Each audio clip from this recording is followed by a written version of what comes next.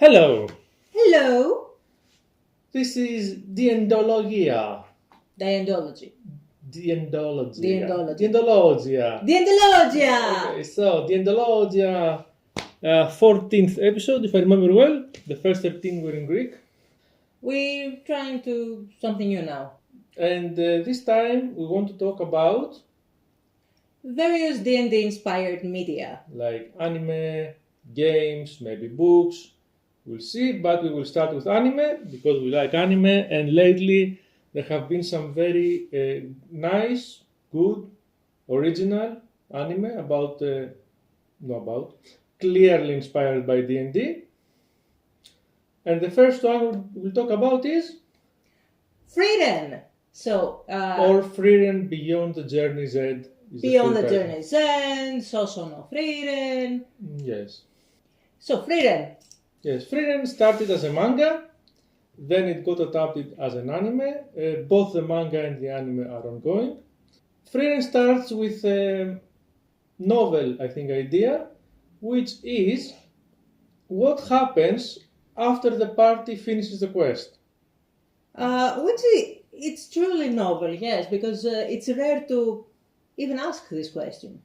Yes. What happens after the adventure? What happens after the big bad is gone? Yeah, I mean, the party gathers, levels up, defeats the bad guy, and then Then what? And even more original, the first episode is right after. Right after they return to the city, to the yes. city they saved, the world is saved, people are celebrating, and they are saying, yes, the adventure is over. What are you gonna do now? And in order to accommodate this question, the mangaka chose a character that has a very, very long life, an elf. They are elf mates, which in this universe, I mean, it's not accurate D&D, it's D&D-inspired, of course. So in this universe, all the elves live for thousands of years, and the dwarves do not. If They I live remember correctly, just a couple hundred years, I think, in this universe. yeah, dwarves are around 300, 400 years in D&D. All right, but it is very accurate because, dwarves have shorter lifespans. Humans have even shorter lifespans. And here elves have like lifespans. And in addition to that, the mangaka decides to explore the psychology The psyche. Yes. Of a person that lives so long that sees everyone die, or their friends, or their co-warriors, and not only that, but she also sees the outcome of their adventures throughout time. So in the procession of the story, she comes along statues of her and her co-warriors. She comes along like stories and legends of how they did the quest, which she knows how they did, and they show you what actually happened. So to put it in a perspective, a more detailed perspective, let's do some spoiler things. In the end of the first episode, the party reunites after 50 years. Mm-hmm. Because they said, in 50 years, let's reunite, let's see the stars, let's reminisce. Mm-hmm. And in 50 years, everybody is really old. Frieren is the same. Exactly the same. Exactly because for the her same. it's like 2 days have passed. It's like 2 days, yes. Nothing changed for her. The party clearly missed her, and they tell her, you could have visited before. And then the main hero dies of old age. Yeah. He was human. And he's very different too. I mean, when Yeah, he was he young, he was beautiful and strong, and then he's just a small old man, Yeah. and he's so soft spoken, and he dies of old age because he's human.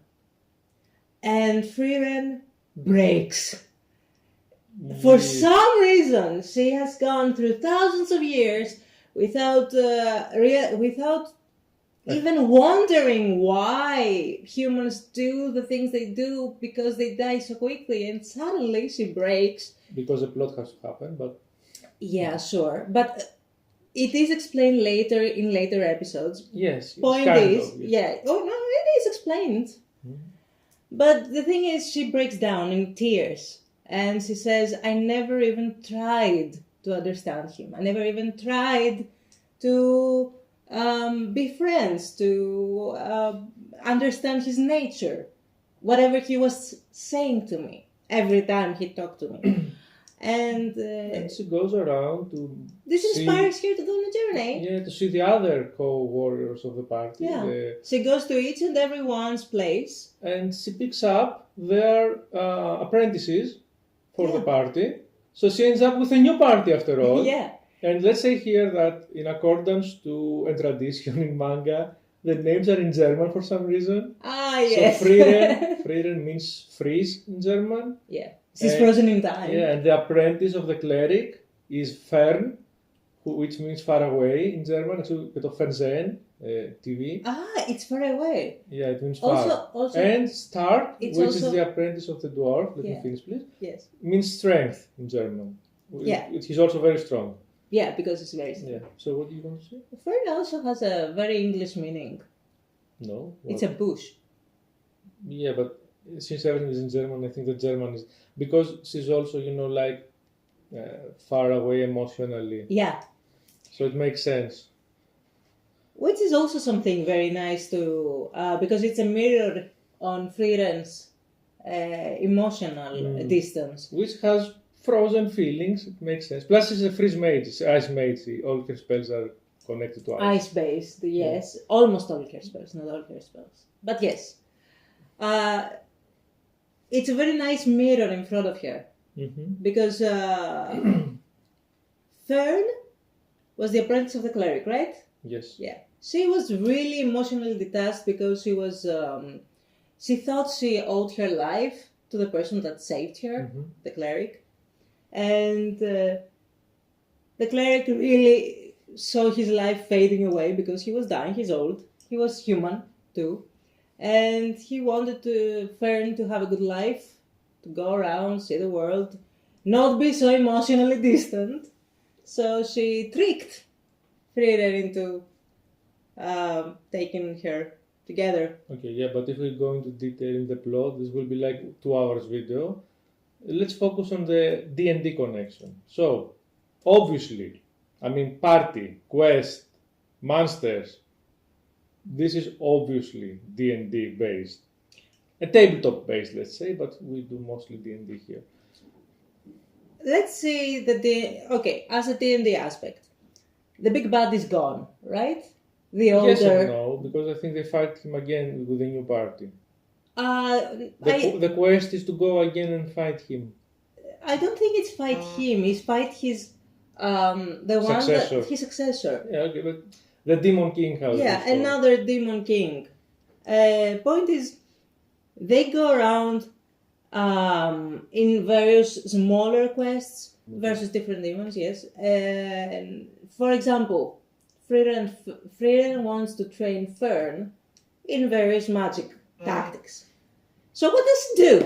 She goes into an old adversary, a very strong demon for the first task, which is hilarious, but still. That demon was from her older adventure. She said that they were really not... Her previous adventure. Her previous adventure, yes. She said that they weren't ready to go up against him. He was very, very, very strong. So they just sealed him up to deal with him another time. Oh, yeah, that one. And she just breaks the seal. She says, yeah, it's time. Fight him. You know what, Fern? Yeah, I believe in you. Go. and it's very clear to the demon later that humanity has advanced. The sorcery and the magic has advanced. And he as a demon king, as a high-level demon, he adapts so quickly to that. And it's a very nice fight, an epic fight. Yeah, fights are rare, but when they happen, are epic. And they go in rounds. He attacks, she defends, and then goes counter-attack. D&D-inspired, yeah. And I get this pass that you gave me to talk about the magic, because the magic system is different from D&D, very different. Is it? Yes. Okay. The spells are very different from D&D. There is a whole explanation as to how the magic happens. Okay, let's not go into it here because it's very long, but there is a big explanation in the manga and anime how the magic happens in this world, and how some people have magic, how some don't, how the elves have magic, basically. Gatekept the magic, and they control it throughout the centuries. I think that's very D&D. But let's go on. Go on. No, in D&D you have very specific magics. You have the magic that you study, the magic inside you, the magic that you get from the warlocks, from the pacts. Here the magic is completely different if you think about it. Organically, it's different. All right. That's what I mean. The base of the magic. It's like there is only arcane magic. Yeah, if you study different ways yes. You can practice. It's like a mix of sorcerer and mage. Yes. And there is no pact magic here. And there is also folk magic, which doesn't exist in D&D, which is a little, like spells that Frieren collects, if you remember. Isn't it like how to grow flowers, magic? how to make the meat tastier, the food tastier, things like that. There's the folk magic, as he calls it again. Which is also different. I mean, That's very cute. Yeah, this is taken from real life, yeah. And she's a collector of these spells. It's her hobby to collect these spells throughout the centuries, and there are very cute moments when she uses them for various emotional reasons. So nice. That is also when we see how the adventure her previous adventure unfolded. We always have these flashbacks, and that is how we understand Frieren more and why she broke down in tears. Anyway. Another D&D connection is the level up. The characters clearly level up throughout the show as they do battles or story events. They become stronger, or they train. Yeah. They explain it as learning and adapting, but it's a clear level up system because after one battle, they suddenly they have a breakthrough about their magic or their strength or. And we have not read the manga, but at the end of the first season of the anime, which is the first 4 arcs of the manga from what we read, the plot starts to open up to a bigger universe. I mean, this is typical of manga. You start with a small idea of the creator, and if it catches up with the audience, in order to do more stories, you have to open up the universe. This happens since Dragon Ball and before age. Yes. If you don't open up your universe, you cannot proceed with more stories. Just don't do it like Attack on Titan. Which is also like a D&D because you start in small towns, you go around in small and the MMORPGs, you start in the. You just you open up the map. You open up the map, and there is a whole world, maybe some other universes, planes of existence. Yes. And this is Frieren, by the way. This is her biggest weakness is that she cannot differentiate between a chest and a mimic. Because she's greedy, so the mimics keep eating her. it's an ongoing joke. That is so powerful, so wise, but she always gets eaten by mimics. In general, she has she's a very good written character, well-written character. With really nice flaws. Yes. For example, she's lazy. Yeah, but this is explained, as it says in Wikipedia, because she's lazy for human terms, not for elf terms. Yes. Because she just has so much time that she can sleep more, she can waste more. Also, she uses so much of her energy in her different spells, which is, it could explain that she gets tired all the time. I mean... Yeah, this is also inspired by D&D. She needs to do the trance, but the trance here is falling asleep. Yes. Because in the D&D, they just do trance. Yeah. But here she just collapses and sleeps. I think that's all I had to say about it. Of course, direction of the anime. This is not specific to D&D, but the director has done a great job. The angles... And makes everything really cinematic to explain even the magic. Yeah, very unusual angles that work very well, like from below, from corners. It's a very, very I mean, I very seldomly notice the direction in anime, but this specific director did a great job. I mean, Great job. You don't know if you want to say anything about the art, the music, or things like that. Not really. I really like I would really like to take up some more D&D similarities in the anime. Like, for example, eventually in the anime they go into a magic school, a certain magic school that has a certain magical exam, like a tournament-ish exam. Is at the end of the first season. Yes, which is really it's very reminiscent of the D&D aspect of the wizard that needs to study a lot and go to libraries and school. Libraries and school, and sometimes in some certain D&D campaigns say that, for example, you need to train in a very specific way or go back to school to level up or gain more experience if the campaign is in cities. And it shows the variety of different magic or not systems, different spells and different wizards, the way they study. Yeah, I mean, this point is, as I said, the point where they open up the universe. They show you the schools of magic, the other cities, the system in charge, the kings. Yes, but it is reminiscent of D&D because there are so many different classes and so many different subclasses and so many different. For example, now in the fifth, after the 5th edition, they have, for example, you said folk magic. This could very well be explained with some druidic magic. Yes, or you could pick up there is something in Kickstarter, a Balkan D&D appendix. Yes. Which includes, I don't remember what it's called now, which will include folk magic and stuff, and the Balkan legends and stuff like that. Which is amazing. And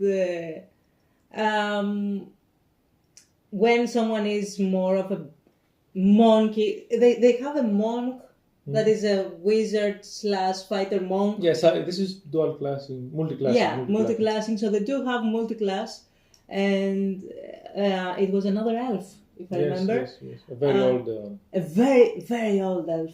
And he was a hero that campaigned against the big bad, the previous big bad of Frieren. 500 years before Frieren. And they also find a statue of him somewhere. With the hero he was with. And he was the cleric in that one, if I remember. It also shows that, yes, he was. The cleric and the monk. He was dual class then too. And they also show you the passage of time. I mean, she shows you that they did this whole quest that stigmatized his life because it was awesome. Yeah. But in the passage of time, no one remembered it. Everyone now remembered Frieren and her party. Because it's about 100 years span. But no one remembers him and his party. They do have a legend though that he was someone that but no one knows. No one knows who he is, but he was someone amazing. They saved this very specific area from something very specific that no one knows. How after when you are campaigning and you have the party and you're playing D&D, you have these certain moments of when you want to talk to the other players and have some cute moments, maybe funny moments. That happens a lot in Frieren. And the role play. And because it's like more of even though there is epic battles, epic magic systems, and an epic world, and the epic battles against the foes, in the end, it's a slice of life anime.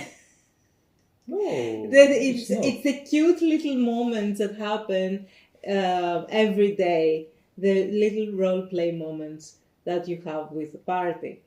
What happens with the relationship between the characters. And it's a very nice way because they're all emotionally distant, all of them, which is very reminiscent of the D&D party that they go on a quest and sometimes they forget that they have to be friends too.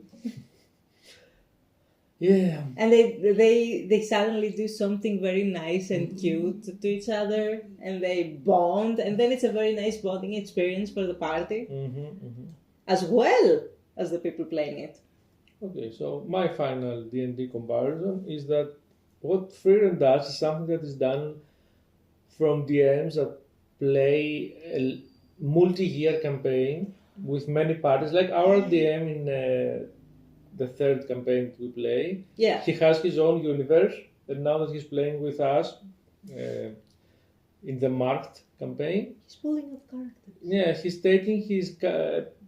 We see things from NPCs from his other adventures, or some NPCs are the PCs from his previous parties that became kings and things like that, or big mages. Godlike beings. Yeah. This is what Frieren does in a sense, but it would be nice if more people like maybe play D&D like this. I don't know. Like explore like more.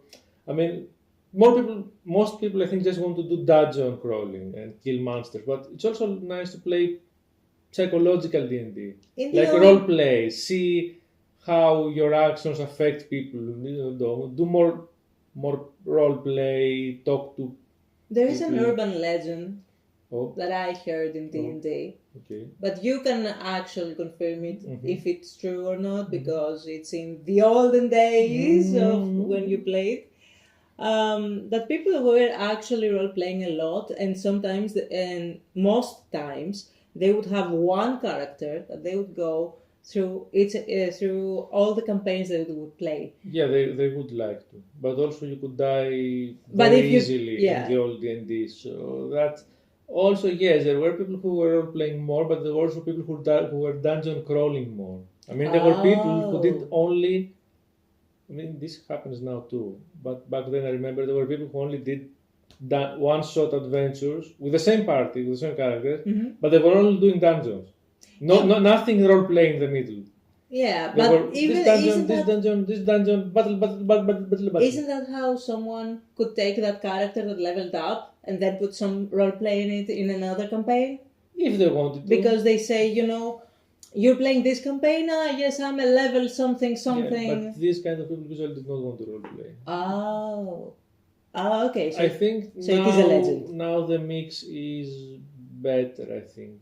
The players do some bit of playing, this, do some battle, yeah. A little bit of that, yes. Well, this is my idea with the Greek people that I was playing with. I mean, it's not a very small sample you cannot make. Very small and very limited sample, yeah. Anyway, this is it for our first episode of the resurrection of Ντιεντολογία. So, yeah. Go watch Frieren, and I would really like to see in the comment section if there are some things that you would prefer us say more when things compare between anime and D&D. If you have your own ideas of comparisons, if you something that you see and like more, if you've seen Frieren, did you like it? Did you not like it? If you prefer maybe to just say if you like the episode or not. And if you have anything else that you would like us to talk about, like anime or game, so we prefer to have played or seen it. So the first episode will be only with things that we have played or seen. But if we take suggestions, recommendations. Yeah, with recommendations we can play and see things and then talk about them. Bye. Bye bye. Like and subscribe. Okay.